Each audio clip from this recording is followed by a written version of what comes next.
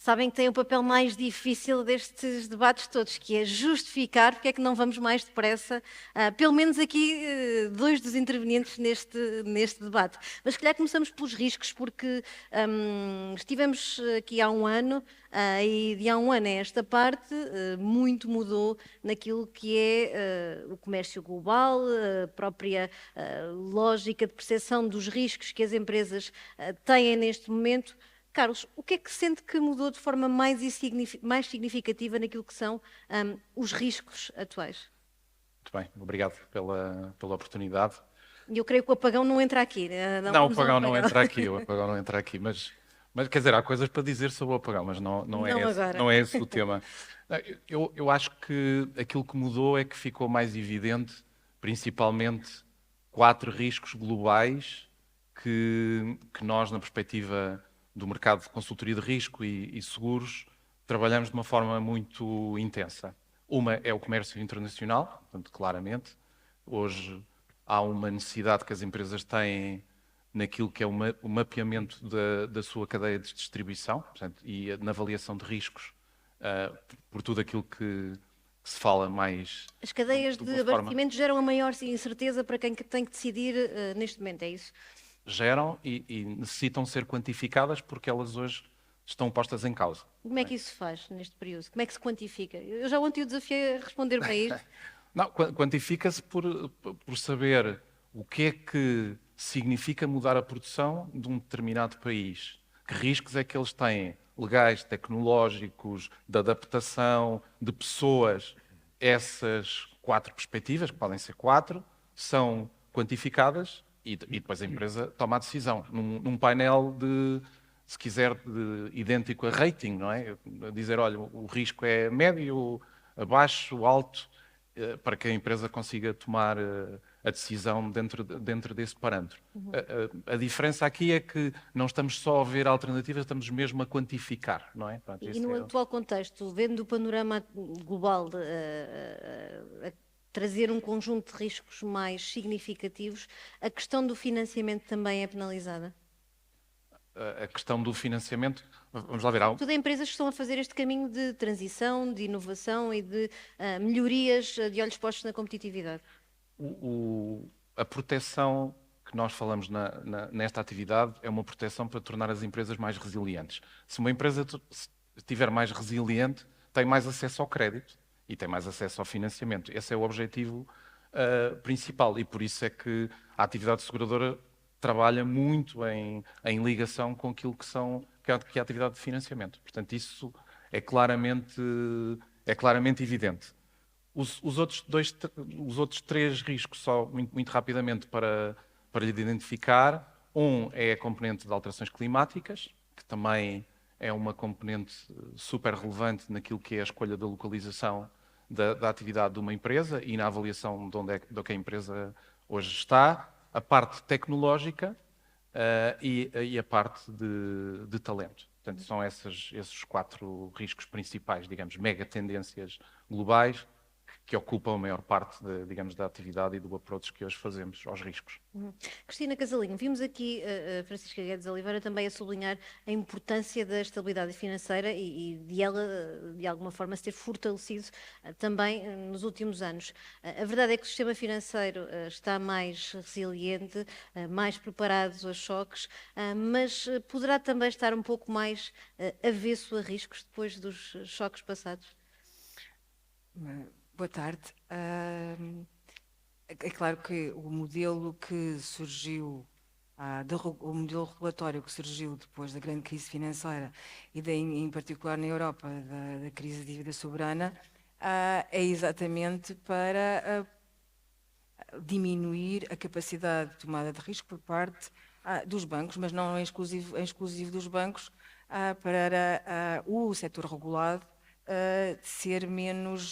tomar menos risco, portanto, ser menos arriscado. Mas é uma consequência do que foi decidido no passado e dos mecanismos que se criaram, de alguma forma? Sim, é claramente o resultado de mecanismos que foram criados, mas também da percepção de que a forma como o negócio bancário tomava determinado tipo de riscos não só bancário, mas nos mercados, necessitava de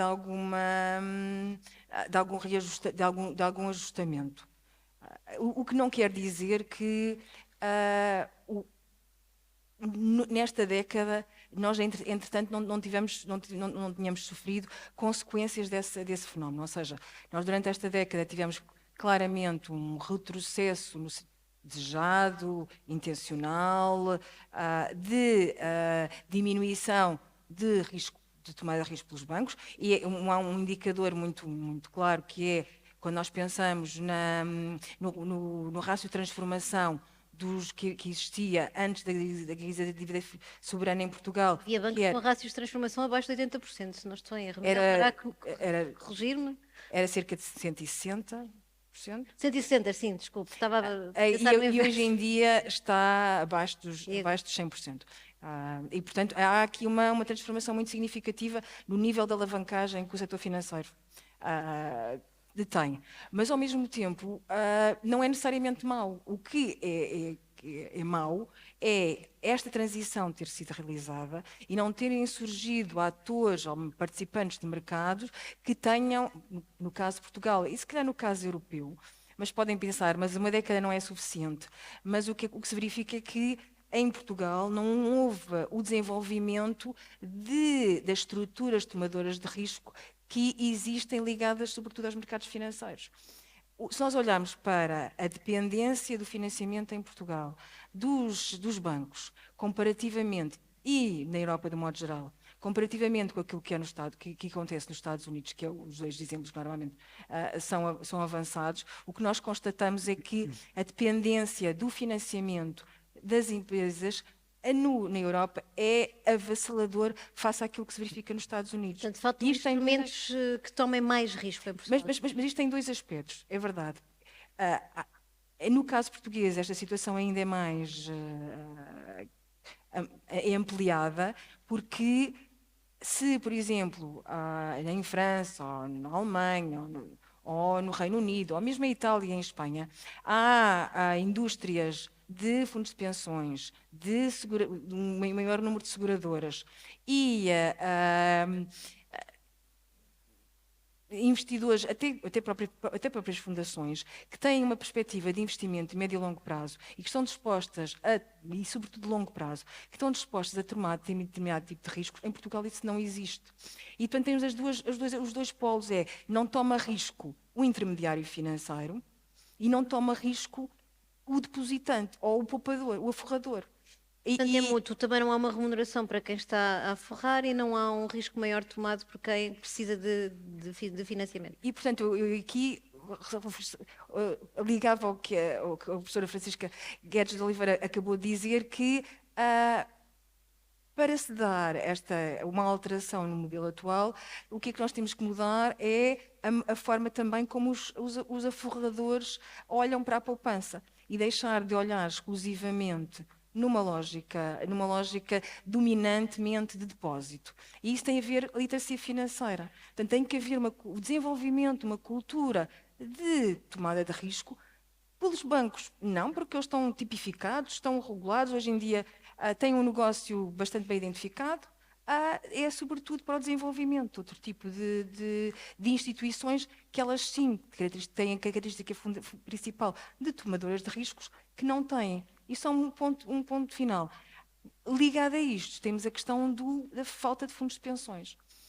Não há uma indústria de fundos de pensões em Portugal que tem a ver com a estrutura do fundo de pensões público, mas também com uma incapacidade das pessoas perceberem do desafio que é a suportar as suas reformas para as novas gerações.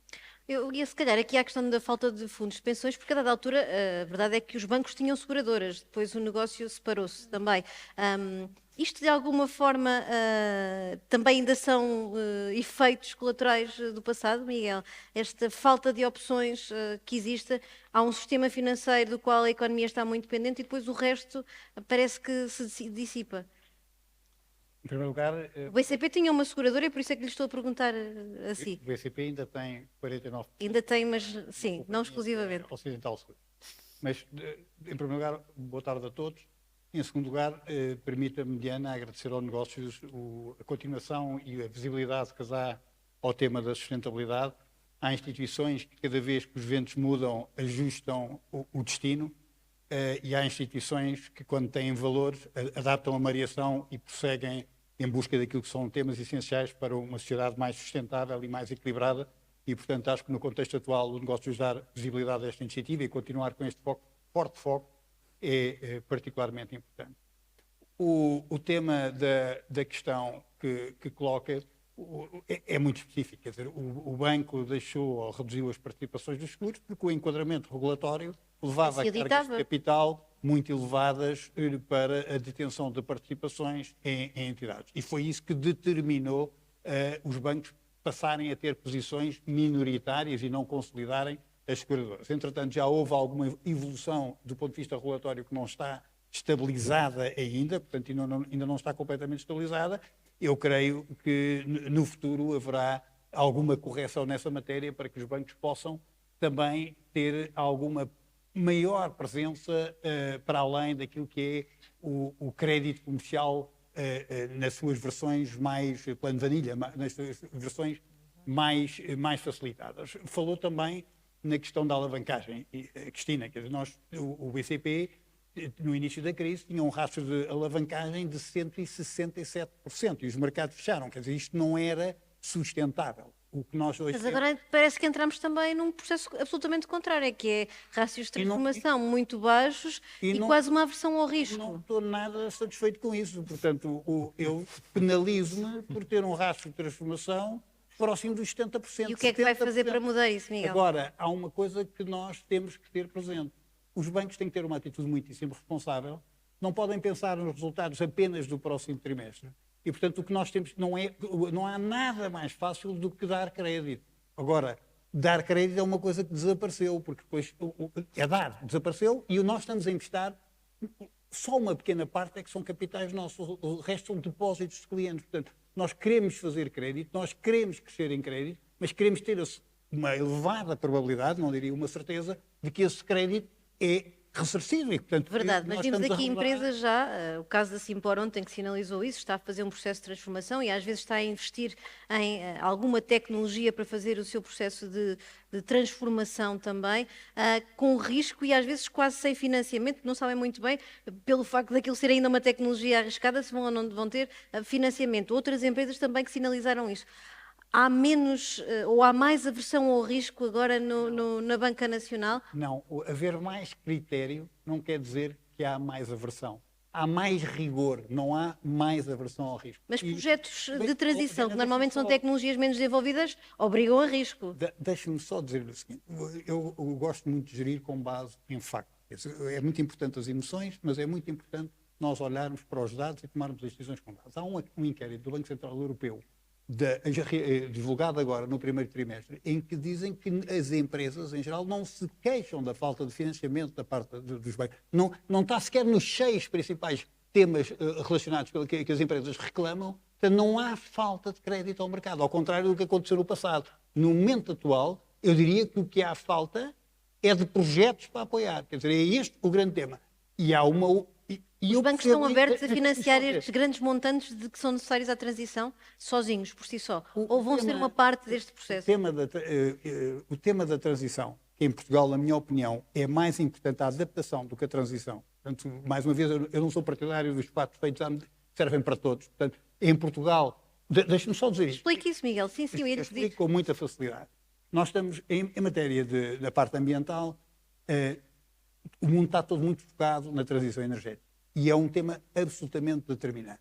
Mas o que nós hoje já sabemos, nomeadamente pelos protagonistas que temos em alguns países, é que a transição energética vai demorar. Portanto, vai demorar. O 2050, eu pessoalmente tenho dúvidas relativamente àquilo que são os objetivos de 2050 e acho que os objetivos não são muito ambiciosos. Devíamos mesmo lutar por eles. Para um país como Portugal, que é um país altamente disposto, e percebendo que os outros protagonistas, e há 6 países que têm quase 70% das emissões, e sabendo as agendas destes países, o que nós hoje sabemos é que Portugal vai estar altamente vulnerável. E está altamente vulnerável. Isso não tem no seu portfólio de indústrias, indústrias altamente poluentes, então a principal prioridade deve estar na adaptação do país para poder lidar com as alterações ambientais. Financiar mais infraestruturas do que propriamente alterações ao nível da reindustrialização? Não, estou-lhe a dizer que a minha preocupação muito maior é a proteção da costa, é toda a gestão do tema da água, é a parte dos fogos, é como é que nós temos uma infraestrutura mais resiliente para podermos lidar com algo que nós sabemos que vai acontecer. É um bocadinho como o tema da habitação. Estamos para evitar também agora. Que isso depois venha bater aos vossos balanços, é isso? Como? Para evitar que isso depois também venha bater aos vossos balanços. O balanço do banco é uma consequência daquilo que se passa na economia. A grande preocupação é não estarmos a olhar para o nosso próprio umbigo, é estarmos a perceber o que é que se passa na sociedade, perceber quais é que são os riscos para a economia portuguesa. E se nós soubermos e contribuirmos para mitigar os riscos da economia portuguesa, eu tenho a certeza que o princípio vai ter um bom balanço.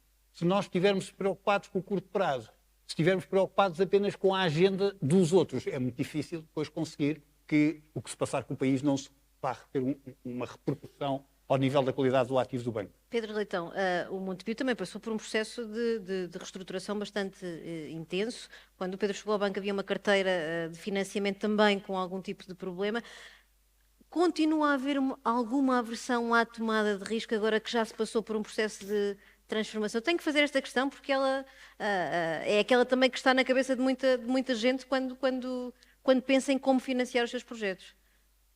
Bom, em primeiro lugar, boa tarde a todos e agradecer o convite, naturalmente, e dizer que o Banco Montepio é um apoiante de primeira hora e sólido desta iniciativa e associo-me aqui às palavras que o Miguel referiu sobre não mudar de rota em função das circunstâncias e dar-vos os parabéns pela estrutura e pela abrangência da conferência destes dois dias. Agradeço também teres um banco da cor do teu banco. Pá, não sei quem é que escolheu as cores, mas... Não, curiosamente o cor-de-rosa está lá atrás, mas eu não sei se não havia cadeiras cor-de-rosa. Temos cor-de-rosa lá atrás, mas eu creio que não havia cadeiras. Dito isto, sobre um painel de financiamento amigo da inovação e da competitividade, e relativamente à sua provocação inicial, sim, é verdade, nos últimos 4 anos, o que lá vai, o banco está no melhor pico de forma dos seus 181 anos. Tem menos gente a bater-vos à porta ou não? Porque parece também já há quase uma aceitação das empresas. Se calhar nem sequer vale a pena ler. Ou não? Não, acho que não. Na realidade, primeiro, factos. E este facto que o Miguel referiu também sobre o relatório do Banco Central Europeu está aí, ou seja, acho que não há uma queixa generalizada de ausência de financiamento. Agora, quando nós posicionamos isto, e eu vou tentar recentrar isto no financiamento amigo da inovação e da competitividade. E já foram aqui ditas 2 coisas que me parecem muito relevantes para balizar isso. Primeiro, os bancos têm uma missão, e independentemente daquilo que foi o quadro regulatório que emergiu do pós-crise, Lehman e depois crises soberanas, os bancos estão muito balizados nessa missão. E a missão é uma estabilidade de salvaguarda dos depósitos e salvaguarda da estabilidade do sistema financeiro como um todo. E tem um quadro de referência. Na altura temos lá o dinheiro parado e depois, quer dizer, também não se reflete na economia. E tem um quadro de referência que é um quadro de referência europeu estabilizado, traduzido, em alguns casos, diretamente em instituições maiores, como é o BCP, ou através do Banco de Portugal, de supervisão local, como é o caso do Banco Montepio no Banco de Portugal. Mas o quadro de referência é o mesmo. E é bom. Isso trouxe-nos para uma banca sólida, resiliente, com excesso de liquidez e solvência para financiar a economia. Eu penso que a questão de ter financiamento amigo da inovação e da competitividade está um bocadinho mais, baseada num aspecto que a Cristina referiu há bocadinho, que é quando nós falamos em empresas que são maduras, que têm bons projetos e que alguns deles são, vamos dizer, uncharted territory, ou seja, entrar em áreas novas. Eu penso que os bancos, com o apetite ao risco que têm, em Portugal pelo menos, não têm dificuldade em financiar esse tipo de projetos. E podia citar aqui uma dúzia de exemplos que nós próprios fazemos, não vale a pena... Não há limites máximos ao montante de financiamento que de alguma forma travam projetos maiores? Limites máximos ao quê? Do vosso financiamento, Não, claro, ao financiamento. Repare, no limite, os limites são aqueles que estão refletidos na capacidade, numa porcentagem dos fundos próprios da dimensão de cada banco. Os limites de exposição do BCP são muito diferentes do Banco Montepio, tem a ver com a escala dos capitais, dos fundos próprios do banco. Respeitados os limites prudenciais que estão em cima da mesa, eu diria que não há, neste momento, a ausência de capacidade de financiamento de projetos que caibam dentro do apetite ao risco. Repito, framework global, quadro de referência para financiamento à economia na União Europeia. Traz-nos um rácio de transformação na média europeia, ou na média portuguesa, até abaixo dos 70%. No nosso caso, cerca de 80%. Gostávamos de ter mais projetos para financiar, sim, que caibam neste tipo de apetite ao risco. Agora, onde é que estão as dificuldades da inovação para os bancos? Da inovação e da competitividade em empresas que são startups ou scale-ups? Está na capacidade que nós temos de aferir 2 ou 3 coisas. Uma, capacidade de estabilidade de geração de cash flows.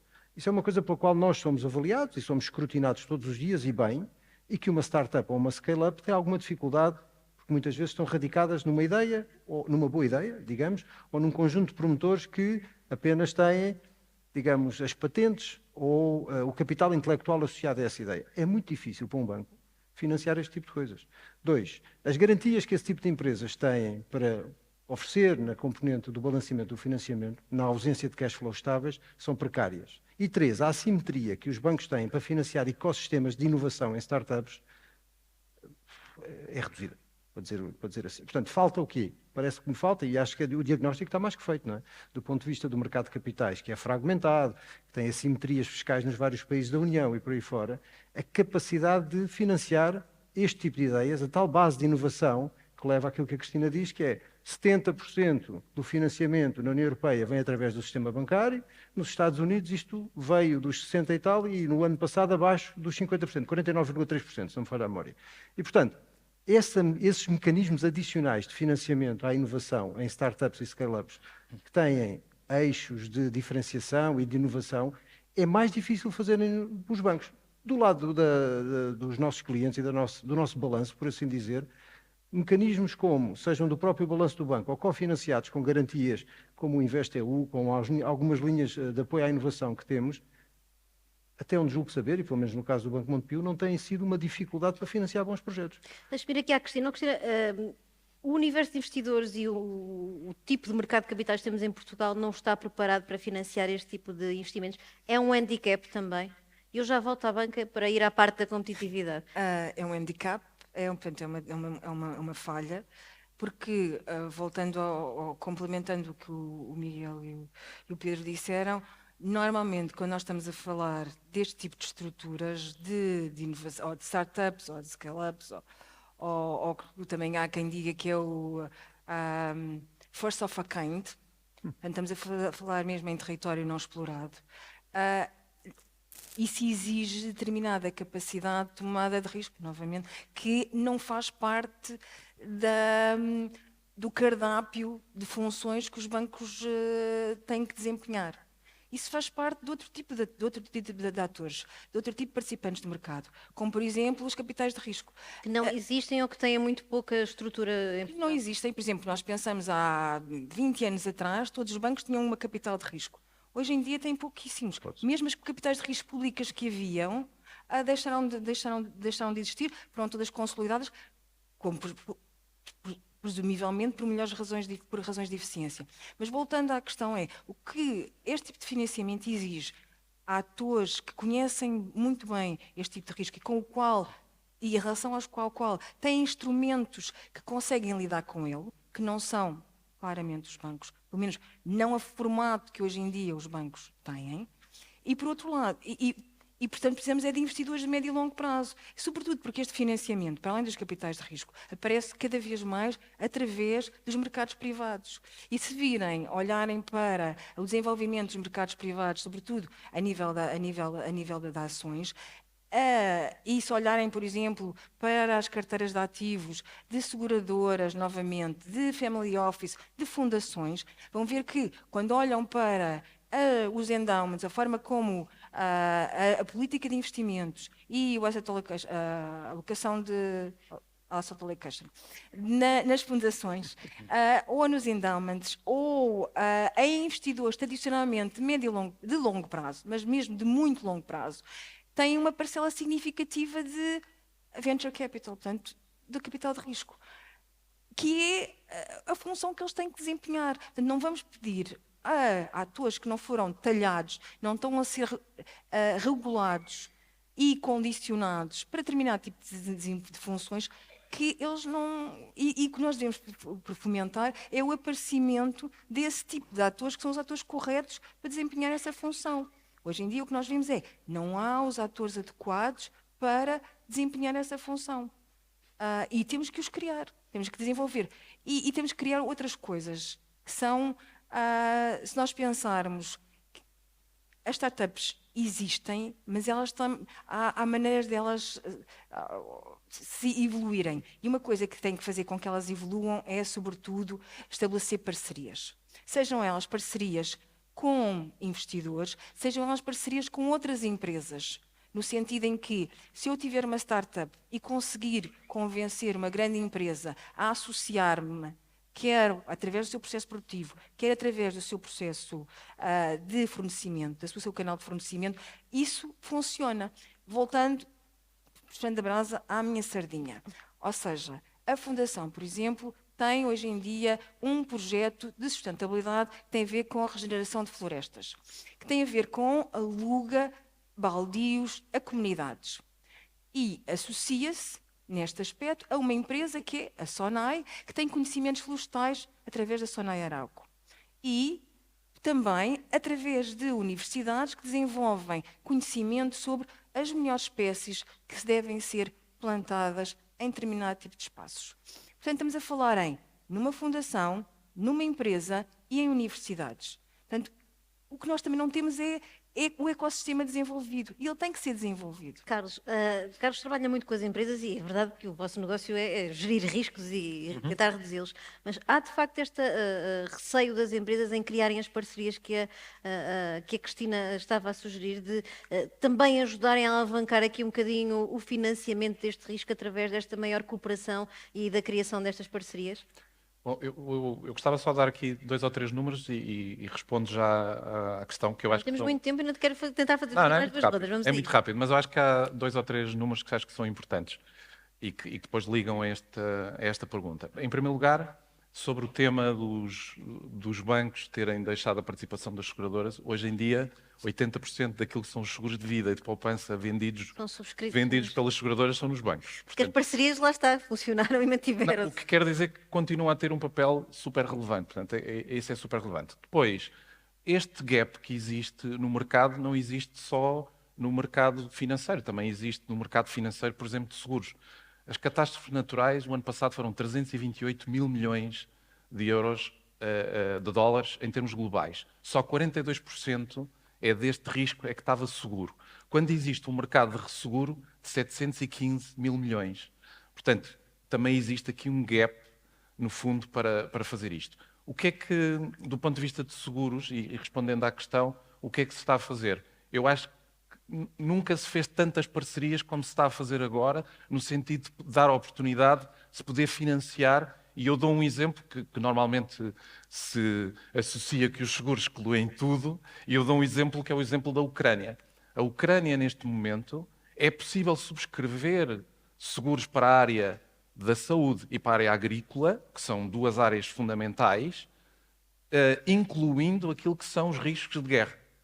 Porquê? Porque a parceria com o Banco Europeu de Reestruturação e Desenvolvimento, neste caso a ONU, colaborou também, permitiram levantar capital junto de um conjunto de investidores, private equities, Lloyd's of London e um conjunto deles, e neste momento é possível subscrever para a construção de hospitais, para a construção de ativos na área agrícola. Portanto, e existem muitos outros casos. Portanto, o mercado segurador, eu acho que pode dar, já colabora muito com o mercado financeiro para alavancar aquilo que possa ser o investimento, mas as parcerias elas já existem muito, não é?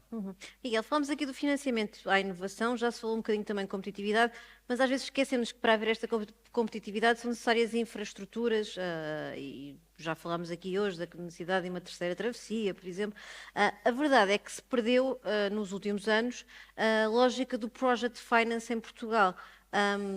Pelo menos não há grandes projetos como existiram no passado, de um conjunto de bancos a financiar uma infraestrutura. É possível um regresso a este modelo? É um modelo esgotado? Por seu a cara é porque diz que continua a haver project finance. Eu gosto de, mais uma vez, ver dados. Deixa-me ainda voltar ao tema anterior. Eu não consigo complementar melhor ou dizer melhor do que disse a Cristina sobre a importância de ter um ecossistema financeiro que vai para além dos bancos. Ou seja, é muito importante ter outros operadores, nomeadamente na área de capital de risco, que cumprem uma função. Mas eu quero dizer, essa área ainda, se conseguimos, por causa da questão do mercado único de capitais. Os bancos não cumprem essa função porque não está na sua missão. Ou seja, a própria regulação bancária, nós deixámos de ter capital de risco por uma razão muito simples, é porque o consumo de capital para os financiamentos de capital de risco eram 370%, ou seja, o que preço é que nós temos que praticar para ter a mesma rentabilidade que tínhamos num crédito. Portanto, quando nós definimos os incentivos, a seguir há consequências aos incentivos. Mas há risco e risco. Eu não quero entrar nessa discussão. Uma coisa é financiar a inovação, outra é um conjunto de projetos de maior volume que hoje em dia, se calhar, a banca já não encara com a mesma vontade que encarava no passado. Vamos outra vez dos preconceitos aos factos. Neste mesmo estudo do BCE, que eu recomendo para a leitura, nós vemos, e não tem nada a ver com o banco, não tem mérito nenhum, os bancos nesta matéria. Nós vemos que as PMEs portuguesas, em matéria de crescimento, portanto, inovação e crescimento, são, de todos os países da Europa, estamos em sexto em Portugal. Sexto. Portanto, há uma evolução. Aquilo que a economia portuguesa se transformou, e o mérito é dos empresários portugueses, não é dos bancos portugueses, é dos empresários portugueses, nos últimos anos, é absolutamente notável. Portanto, nós não podemos ficar agarrados a alguns preconceitos. E os outros temas, o que temos é que perceber, e nomeadamente nesta agenda de crescimento e do relatório Draghi, e perceber onde é que estão, o que condiciona o apoio destas entidades para poderem ter um crescimento mais rápido. No caso da banca, outro exemplo, as PMEs, que em fase de startup, fazem um plano de negócio e todos nós sabemos que quando uma empresa está a começar, o plano de negócio é uma coisa e depois há muitas correções. Nós concedemos um crédito, se houve uma degradação desse crédito, e é normal numa startup, porque as coisas não são assim, são assim, basta ter havido uma degradação, que a regulação impõe-nos logo classificar, houve uma deterioração. Esse crédito e todos os outros ligados ao stage 2 mais consumo de capital. Portanto, a regulação determina o comportamento dos atores. E eu acho que há matérias. Portanto, eu sou muito favorável a uma regulação forte. Acho que é muito importante, se nós queremos de facto ter estabilidade, que a regulação seja uma regulação forte, mas temos que, a cada momento, avaliar o que é que temos de regulação, quais é que são os efeitos dessa regulação que temos, o que é que tem que ser ajustado. Dava jeito menos exigência de capital, é isso, neste momento? Como? Dava jeito menos exigência de capital? Não estou... Sou eu que estou a perguntar. Se dava jeito neste momento, porque ajudaria a que mais capital ficasse liberto para financiar a economia. Dava jeito para muitas instituições. No caso do BCP, não muda nada, porque eu tenho rachas de capital fortíssimos. O BCP tem como tirou ano de 16%. O meu problema, e tenho liquidez, como já lhe disse, próxima dos 70% de transformação de recursos e depósitos. Portanto, o que eu preciso é de crescer em crédito. O que eu preciso é de oportunidades para crescer em crédito. E é este trabalho que estamos a fazer. Ainda agora lançaram as linhas do Banco de Fomento e há uma cooperação com a banca comercial. O BCP, nas operações apresentadas, tem uma cota de mercado superior a 50%, só para perceber a dinâmica e o apetite que temos em apoiar a economia. Quando fala de oportunidades, eu pergunto-lhe outra vez a questão das infraestruturas. Deixou de haver project finance, não deixou? E as infraestruturas vão não ser uma oportunidade também para... Você conhece quantos países na Europa você conhece com mais project finance na área das renováveis? Mais do que em Portugal. Quantos países na Europa... Eu não me referia à questão das renováveis. Mas o Project Finance tem tudo a ver com o que estamos a falar, não é? Na parte... Competitividade também é alta velocidade, também são novas travessias. Mas o Project Finance, a única coisa que diminuiu foi, de facto, ao nível da parte mais hospitalar, das PPPs, etc. No que se refere à parte das energias, é um dos países mais desenvolvidos nesta matéria.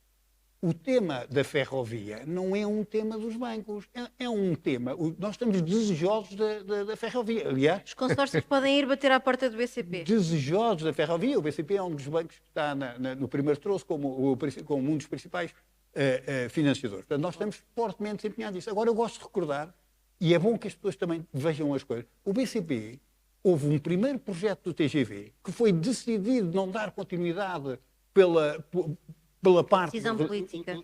Exatamente. Ainda hoje estamos em tribunal arbitral. Portanto, isto é que é preciso ter... Por isso é que tinha a minha Já estamos- questão passada da aversão ao risco, mas... Não, eu volto a dizer que ainda na reunião de quadros do BCP eu chamei uma neurocientista para ir explicar. É verdade, convidei uma neurocientista, a professora Luísa Lopes, para explicar às pessoas que nós não podemos ficar agarrados às cicatrizes do passado. Nós temos que aprender com o passado, não podemos ficar condicionados pelo passado. E, portanto, e a organização, obviamente, que ficam. Quer dizer, quando nós cometemos um erro, a seguir temos muita dificuldade em sair disso. E foi um dos temas principais. Mas o BCB não está agarrado ao passado. Esteja absolutamente tranquila relativamente a isso. Pedro, e dava ou não dava mais jeito, algum alívio de capital neste momento? Porque a verdade é que os bancos em geral em Portugal estão com rácios de capital bastante sólidos. Então, o rácio... Não vão competir aqui pelos rácios. Não, é 16,2, é mais ou menos igual. Portanto, como lhe disse no início, o Banco Montepio está num pico de forma ao fim de 181 anos e, portanto, não é o tema da ausência de capital, nem de Mas liquidez. dá jeito de libertar mais, não é um problema nem de...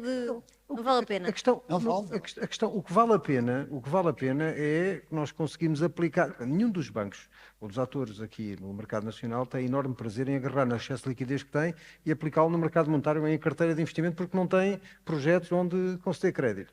Duas questões de parcerias que são muito importantes e muitas delas demoram tempo. Voltando aqui, tentando trazer o tema da sustentabilidade, que é, a primeira é, no tema da sustentabilidade, nada do que estamos a fazer hoje se vai repercutir amanhã. Isto é uma jornada de longo prazo. Numa iniciativa aqui com a Universidade Nova e com 20 empresas fundadoras, nós empenhamos-nos muito numa iniciativa que é o The Voice, em trazer conhecimento, mentoria, fazer uma parte que eu acho que às vezes é um bocadinho invisível, que vai muito para além do financiamento, para que as empresas entendam que têm mecanismos, têm ferramentas e financiamento à sua disposição para fazerem a jornada da sustentabilidade. E isso mede-se nos anos, não se mede não se mede em balanço, em euros no ano seguinte. Segundo exemplo, citando o tema dos agravamentos fortíssimos de capital, quer dizer, os bancos, as seguradoras, os bancos, os fundos de pensões, nós dentro daquilo que é a nossa missão, nós somos um banco de economia social, acreditamos no investimento de impacto. O ano passado, investimos alguns milhões de euros num fundo de impacto. Podia-me perguntar, era melhor investir isso em crédito? Era, como é óbvio. Eu pergunto, capital é menor, o Presidente Macron a alertar para essa necessidade e os bancos europeus estarem, de facto, muito constrangidos por exigências regulatórias que, do ponto de vista do capital, era limitadora. Repare, o tema do quadro regulatório eu acho que é claro. E vai além do capital, é isso? Repare, a professora Francisca Guedes Oliveira há bocadinho disse aqui uma coisa interessante que é, entre várias que disse, mas que é, há uma oportunidade imensa pelo caminho, ok? Às vezes é preciso criar o que os ingleses dizem uma burning platform para que as pessoas se mexam. Eu acho que nós estamos um bocadinho nessa... Se nós olharmos para aquilo que a Comissão está a tentar fazer na Europa, e se olharmos para o contexto, que é um contexto geopolítico complexo, mas com oportunidades, se que a Europa tem uma oportunidade grande de se elevar, vamos deixar-nos os diagnósticos para trás, porque o Draghi sintetizou isso tudo, e fazer implica, no caso da banca, em alguns casos, se me perguntar, a regulação pode ter uma evolução evoluindo o mandato dos bancos? Pode, como é óbvio, mas ela tem que ser feita a nível político, essencialmente. Depois tem o outro componente, que é, você não consegue financiar inovação se não alterar algum quadro fiscal, quadro do mercado de capitais a nível europeu e componentes jurídico-legais, porque quando nós temos temas depois de recuperação de dívida, litígio e por aí fora, o custo escondido desse tipo de situações é enorme. Mas era essa a questão que lhe queria colocar. Está em curso e está em marcha um trabalho feito pela Comissária Portuguesa Maria Luísa Albuquerque para uma união de capitais que até já tem balizas bastante mais solidificadas e objetivos mais concretos para 2025, 2026 e 2027. este é o espaço para se encontrar novas vias de financiamento, Pedro? É o espaço para, desculpa. Se encontrarem novas vias e formas de financiamento? Claro que é. Nós vimos aqui, quer dizer, há um espaço enorme para haver financiamento complementar. E às vezes dizem para que isso é mau para os bancos. Não é nada mau para os bancos. Quer dizer, a atividade bancária convive muito bem com outros mecanismos que dentro do ecossistema de inovação podem trazer business angels, podem trazer private equities e uma dinamização do mercado em fatores ou ciclos de vida das empresas e dos projetos que os bancos têm alguma dificuldade em lá chegar. E um verdadeiro mercado de capitais mais dinâmico que não temos hoje? Sim, mais dinâmico, mas sobretudo mais, enfim, há parcerias que podem ser estabelecidas. E esse aspecto, quer dizer, basta olhar para o outro lado do oceano, não é? Onde esse mercado é muito mais dinâmico, mas isso não acontece por acaso. Há um quadro, se quiser, regulamentar, que tem que ser estabelecido e tem que ser estabelecidos os incentivos certos. E citou uma agenda da Comissão, mas neste caso de uma comissária em particular, para procurar levar isso por diante, que pode ser um fator, eu diria, desbloqueador e catalisador para isso que... De investimento. Miguel, ia querer acrescentar uma ideia a esta? Só dois apontamentos muito rápidos. O primeiro, quer dizer, há agora todo este ruído em torno da simplificação, não simplificação, da regulação. Eu diria que é muito importante para a sociedade ter uma banca bem regulada. Quer dizer, que ninguém tenha dúvidas acerca disso. Há, obviamente, imensos aspectos que podem ser melhorados, como sempre, mas é muito importante ter uma regulação muito efetiva. Muito, muito importante. A grande preocupação é também criar um level playing field, ou seja, nós, como a Europa é muito fragmentada, o que nós não podemos ter é uma regulação diferente em Portugal, e a regulação não é apenas é a legislação e a regulação que leve a que condições que não permitam aos bancos portugueses ser competitivos e depois acabam por ser absorvidos por bancos estrangeiros. Esse é o primeiro ponto. Portanto, a minha grande preocupação é jogar no mesmo tabuleiro de jogo. Portanto, essa é a grande preocupação. E assegurar não irmos nesta euforia de que é preciso desregular, quando o que é preciso é simplificar a regulação. O segundo tema, que é a questão que você colocou, sobre a união do mercado de capitais. Expectativa que tem sobre a união do mercado de capitais. Mais uma vez, eu acho que é preciso reflexão. Porque se nós virmos, desde 2015, houve 55 diplomas sobre esta matéria. O que é que aconteceu? Nada. Mas agora há vontade política, aparentemente. 55 diplomas. Se calhar eram precisos 3 diplomas sobre os temas que são absolutamente estruturantes. Quer dizer, em vez de se tentar tocar todas as teclas, começámos a tocar apenas nas teclas que são fundamentais e permitir o acelerar dessa. Portanto, não está muito entusiasmado com o que possa vir? Eu acho que faz falta, acho que é importante. Tenho dúvidas que o caminho seja este. Quer dizer, eu acho que o caminho tem que ser um caminho em que encontramos os pontos que são absolutamente determinantes e focamos as nossas energias exatamente para resolver aqueles 3 ou 4 aspectos que condicionam a criação de um mercado de capitais europeu que tenha a capacidade de ter uma presença muitíssimo mais forte no financiamento da parte de equity das empresas. Eu já vou à Cristina, que ela não está nada a concordar, mas o Carlos queria acrescentar aqui também um ponto. Só queria dar um número, para não dar só exemplos globais e dar exemplos de Portugal. Nos últimos 3 anos, riscos que nós colocamos no mercado de operações de project finance, e há muito greenfield em algumas destas operações, nomeadamente nos temas de sustentabilidade, portanto, parques solares, hidrogénio, resiliência de cidades. Estamos a falar à ONU, Portugal, 1,5 mil milhões. Portanto, eu creio que se está a financiar. Portanto, era só esse ponto. Deixou foi de fazer cerimónias públicas de grande dimensão a mostrar esses financiamentos. Cristina, estava muito inquieta com aquele desânimo do Miguel, ou pouco otimismo do Miguel em relação ao mercado único. Não estava inquieta. Esta cadeira não é feita para mulheres pequenas. Isto por aqui, há aqui uma desvantagem competitiva. Vamos melhorar na próxima edição. Se eu me sentar para trás, fico os pezinhos no ar. E portanto estava a conseguir arranjar uma posição confortável. É toda a gente muito alta para mim. Mas sem brincadeiras. Há uma coisa que nós não, quando falamos de inovação e competitividade e seu financiamento, não falamos de uma coisa que é, ou de um aspecto que é a disponibilidade de fundos europeus. Há uma grande disponibilidade de fundos europeus. A Comissão Europeia criou o Horizon Europe, exatamente destinado a financiar inovação. Há também o European Innovation Council Accelerator, e aí Portugal é o segundo país em que há mais tomada de fundos.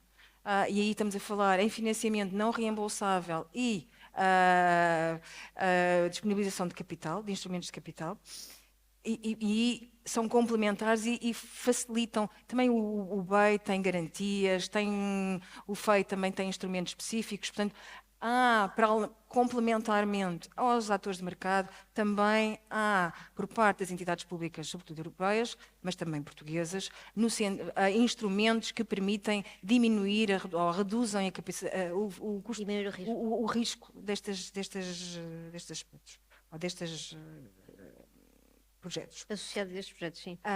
Em relação à União... ao mercado único de capitais. Ao mercado único de capitais. Um aspecto que é em sintonia com aquilo que o Pedro e o Miguel já disseram. Vai ser difícil termos um mercado único de capitais se não houver harmonização fiscal e, sobretudo, das leis comerciais. Mas o 28º Estado que é falado no âmbito desse mesmo pacote não funcionaria? Parece-me difícil, sinceramente. E, sobretudo, não tanto na parte de fiscalidade, mas na parte das leis comerciais. É completamente... Enquanto não houver uma lei comercial comum na Europa, difícil, e tribunais comuns, ou que apliquem a lei de uma forma uniforme, vai ser muito difícil. Há uma coisa que as pessoas esquecem. Na Europa, somos 27 Estados. Os governos ou as empresas, quando se financiam-se na lei própria do próprio país. E assim fica muito difícil. Isso levar-me agora à questão das fusões transfronteiriças, mas eu acho que não vamos ter tempo para isso. Pedia, neste minuto final, e começávamos pelo Pedro e fazíamos a volta ao contrário e terminávamos na Cristina, um olhar também sobre os riscos associados agora ao setor financeiro, decorrentes deste novo enquadramento económico e geopolítico. Eu sei que ainda não sentimos particularmente nada, até porque algumas empresas têm estado a antecipar também encomendas. Como é que o setor financeiro olha para este contexto atual e como é que se prepara para eventuais embates? Pedia-vos não mais do que um minuto a cada um, se fosse No quadro de uma atividade muito regulada, o quadro de monitorização de riscos de um banco, não vou chatear com isso, mas são 50 e tal indicadores, e todos monitorizados e por aí fora. Nesta questão, o risco geopolítico é claramente um que aparece. Mas à luz do que ele era olhado antigamente, não é a luz com que ele é olhado hoje em dia? Aparece neste momento de uma forma com impacto material, não é? E os impactos materiais que nós vemos hoje, naquilo que é, sobretudo na política, o mais evidente, não é? Esta guerra comercial que está instalada com evidentes impactos na desaceleração do crescimento económico, pode ter algo, eu volto a dizer, eu acho que primeira derivada, exposição aos mercados que estão mais afetados, é uma análise que já fizemos. Segunda derivada, exportadores portugueses que exportam para os nossos parceiros europeus que estão expostos a esses mercados. Uma segunda derivada de análise que também já fizemos. Mas não há sinais ainda de risco, é isso? Diga? Já fizeram essa análise, mas não vê ainda... Mas a exposição da carteira de crédito está em empresas que estão expostas ou diretamente ou indiretamente a estes mercados. Se somarmos a isso aquilo que as principais fontes internacionais dizem não é de recessão, não há nenhum quadro recessivo, pelo menos que se conheça, mas de desaceleração do crescimento económico, é um primeiro fator de risco que temos que mitigar. Mas não vê ainda sinais de preocupação nessa análise que já fizeram, nessa triagem? Não vejo sinais de preocupação imediatos. Okay? Há cautelas a ter, naturalmente, mas não vejo sinais imediatos. O segundo tópico, que também parece evidente, e já era um risco que a banca é muito sensível e eu acho que gera bem, francamente, e quanto menos se falar dele, melhor para todos, que é os riscos de cibersegurança.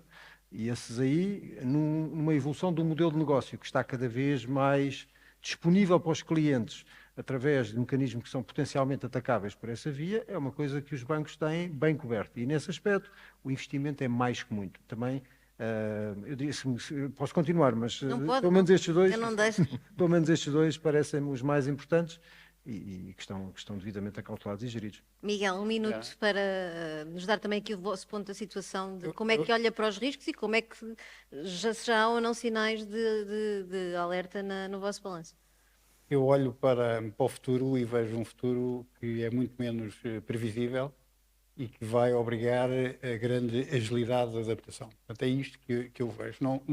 O tema, os grandes receios é ao nível do país, que haja a capacidade de deixar de pensar mais uma vez no presente, nas próximas eleições, e ter a coragem de implementar medidas de fundo que transformem o país de uma forma bastante estrutural. E isto normalmente não tem resultados de curto prazo, tem resultados de médio e longo prazo. O curto prazo muitas vezes é inimigo do médio prazo. E perante todos estes desafios é preciso manter o norte e ter a coragem de tomar decisões difíceis. Esse é o primeiro ponto. O segundo ponto é esta ideia que se está a criar de que hoje em dia já temos os rastros de endividamento do país em níveis perfeitamente aceitáveis.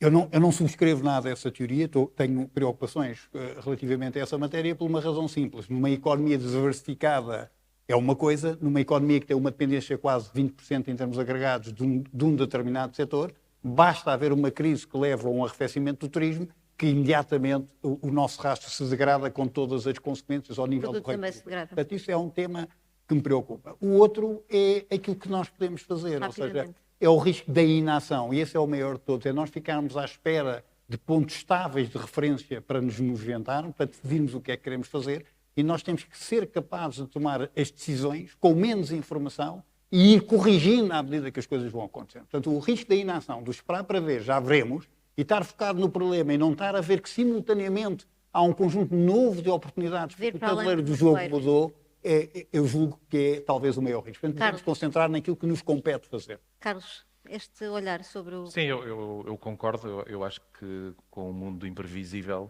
é construção de cenários, avançar, não há grandes certezas. Portanto, o próprio Paul Pullman dizia, se nós vamos estar a tomar decisões cada vez que os Estados Unidos mudam de ideia, portanto, obviamente não vamos conseguir nunca avançar, não é? Portanto, eu acho que esse é o tema, não é? Muito bem. Cristina, para fecharmos. Em relação a... Não tenho muito a acrescentar. Estas tendências que nós estamos a presenciar já havia evidências há algum tempo.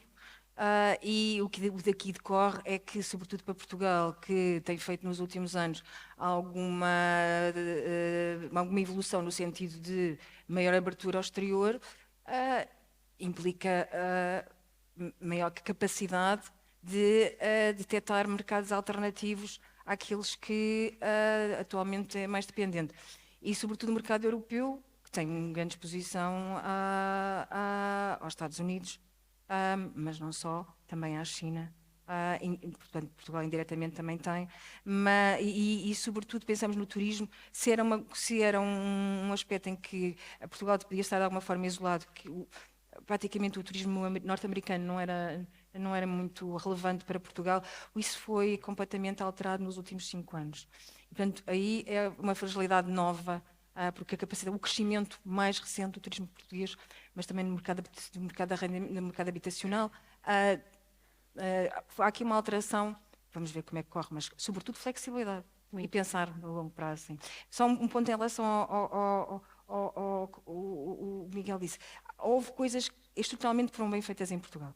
Designadamente a questão de, durante muitos anos, Portugal tem uma grande dependência energética, sobretudo do petróleo. Hoje em dia, se virem, com a guerra da Ucrânia, Portugal foi um dos países que teve maior sucesso, ou tinha uma dependência menor.